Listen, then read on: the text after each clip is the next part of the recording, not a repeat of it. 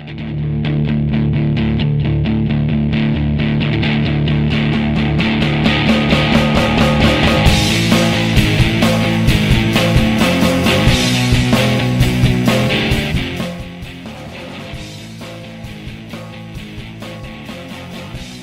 evening time, it's about 9 o'clock at night. This is the night before Silicon Beach starts, and I'm sitting here with the very lovely Jon Burkhart. I'm not an albino. Neither am I. Look. Dave, that's not true. I see those contacts. I see those. These are contacts.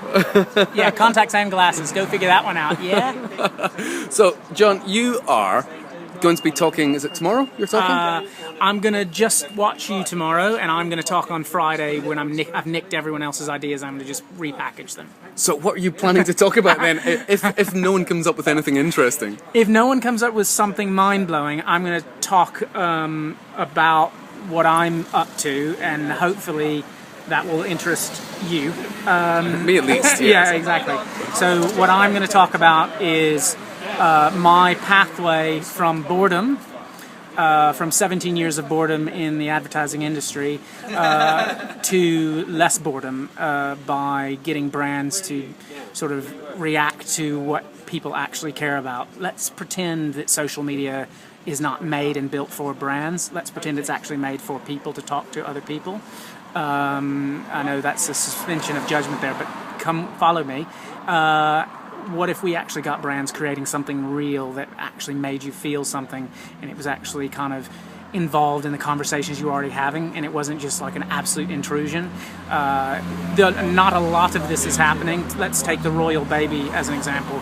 You had 9 months, brands, to come up with something interesting, and you still failed miserably, mostly. So I'm going to talk about brands trying to be reactive and hijack and ride the wave of news, but I'm also going to try to dig into actually brands doing something useful and making you actually feel something.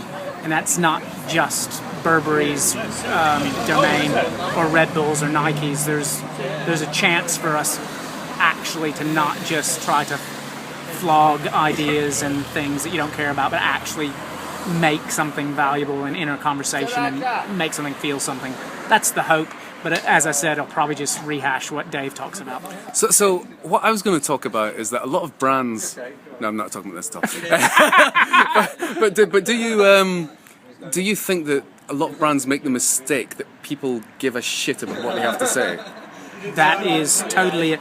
I think that's why I can imagine you, both of us, when we hear ideas from a creative direction standpoint, the default setting in our mind is, why do I care? And I really wish clients would turn off their brand brains and act like Joe on the street and just literally be honest with themselves and say, why do I care? And you making me jump through 3 different hoops to get that, is that payoff really matter, or is it just a long walk for a very short drink?